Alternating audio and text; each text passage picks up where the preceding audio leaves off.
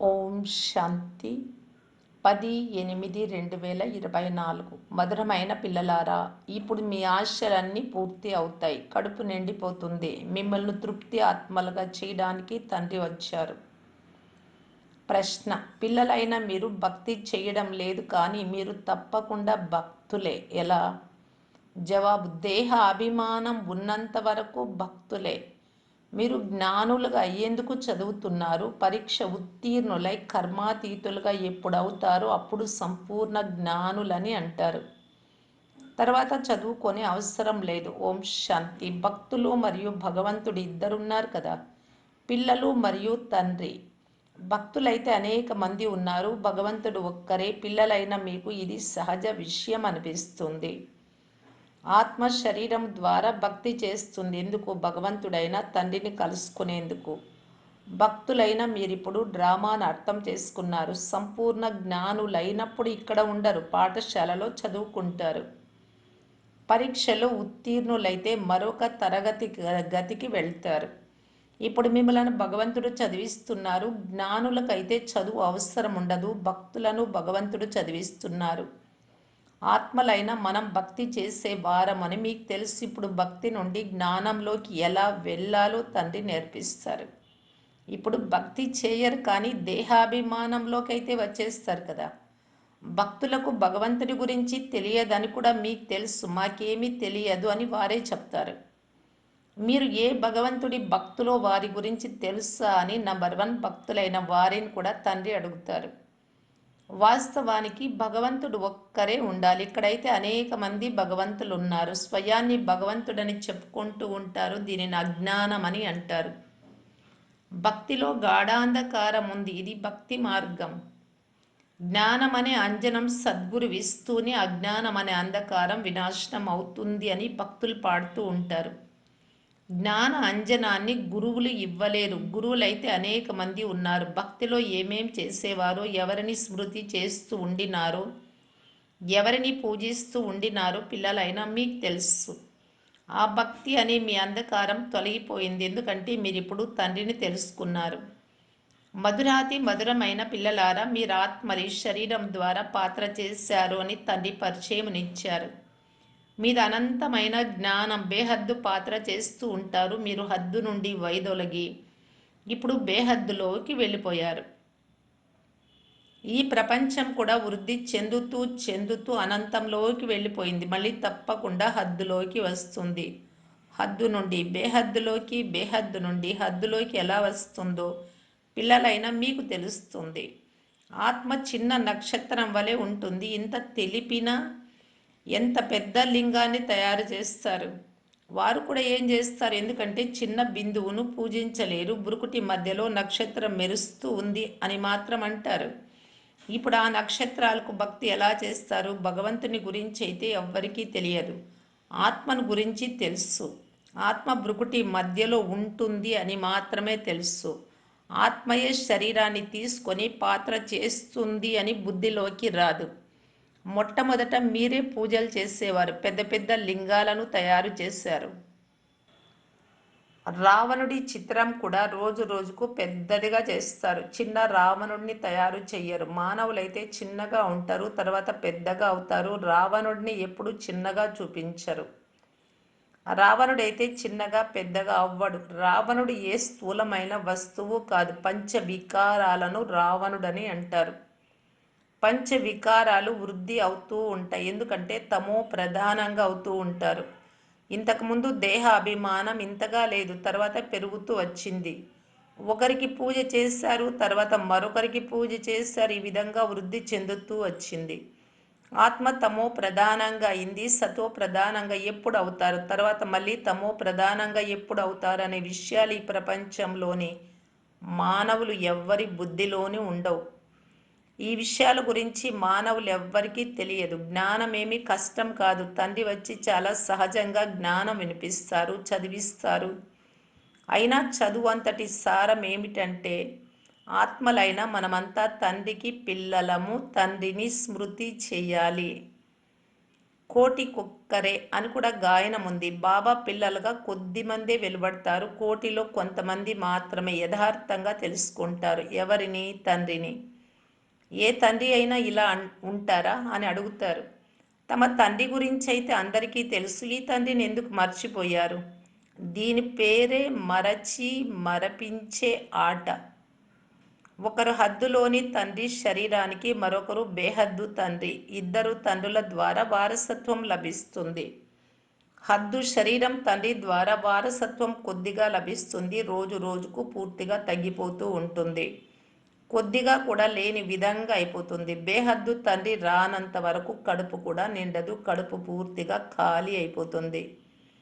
తండ్రి వచ్చి కడుపు నింపుతారు. ఏ వస్తువులు మొదలైనవి ఏవి అవసరం లేనంతగా పిల్లలైనా మీ కడుపు నింపుతారంటే తృప్తి పరుస్తారు.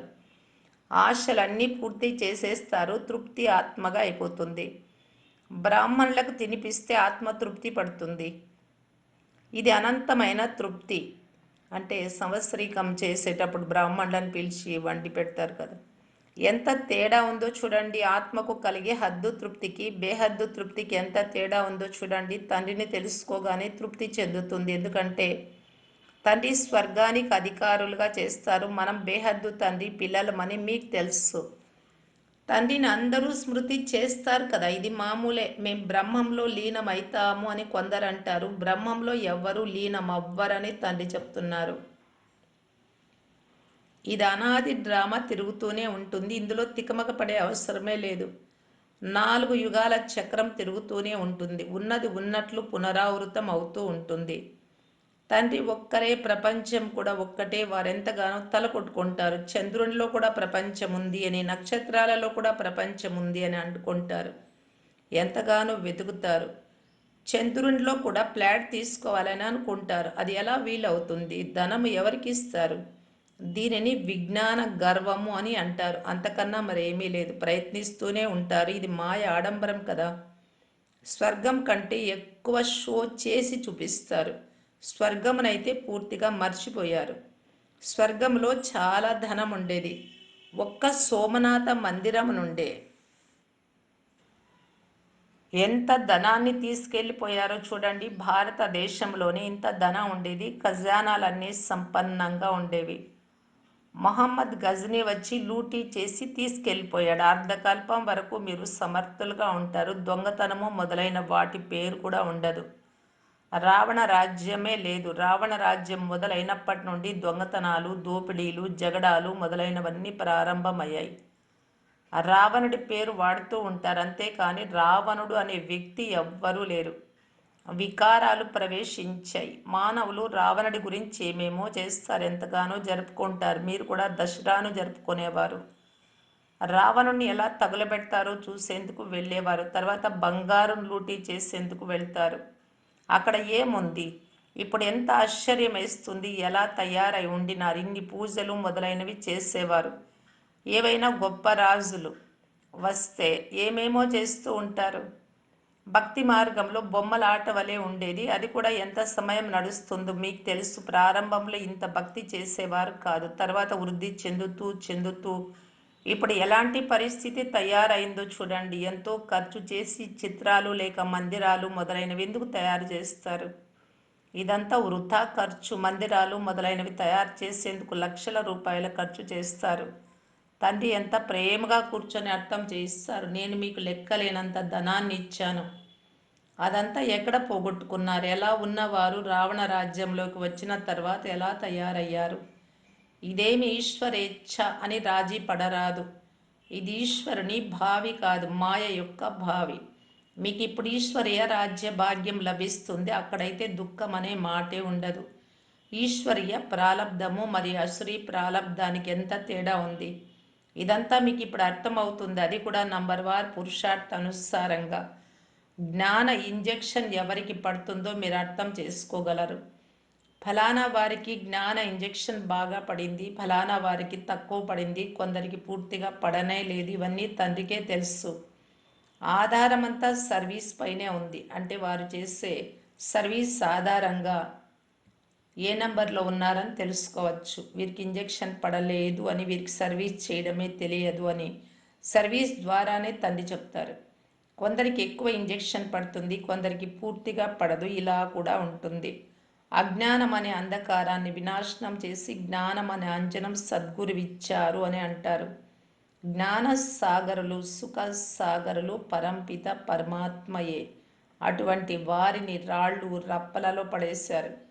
పిల్లలకి ఎంత నిశ్చయం ఉండాలి. అనంతమైన తండ్రి మనకు అనంతమైన సుఖమునిస్తారు. బేహద్దు బాబా మీరు వస్తే మేము మీ వారిగానే అవుతాము అని, మీ మతానుసారమే నడుచుకుంటాము అని పాడతారు. భక్తిలో అయితే తండ్రిని గురించే తెలియదు. ఈ పాత్ర ఇప్పుడే నడుస్తుంది, తండ్రి ఇప్పుడే చదివిస్తారు. ఇలా చదువుకునే పాత్ర మళ్ళీ 5,000 సంవత్సరాల తర్వాత నడుస్తుంది అని మీకు తెలుసు. తండ్రి మళ్ళీ 5,000 సంవత్సరాల తర్వాత వస్తారు. ఆత్మలందరూ పరస్పరంలో భాయి భాయి శరీరాలను ధరించి పాత్రను అభినయిస్తారు. మానవ సృష్టి కూడా వృద్ధి చెందుతూ ఉంటుంది. ఆత్మల స్టాక్ కూడా ఉంది కదా. చివరికి ఇక్కడ ఎంతమంది మనుషులు ఉంటారో అక్కడ కూడా ఆత్మల స్టాక్ అంతే ఉంటుంది. ఒక్క పాత్రధారి కూడా ఎక్కువ తక్కువగా ఉండరు. వీరంతా బేహద్దు పాత్రధారులు. వీరికి అనాది పాత్ర లభించింది. ఇది చాలా అద్భుతంగా ఉంది కదా. మీరు ఇప్పుడు ఎంత వివేకవంతులుగా అయ్యారు.